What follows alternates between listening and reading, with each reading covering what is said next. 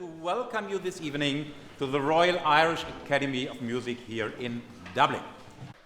This evening we enjoy masterpieces by Dvorak, Haydn and Mozart,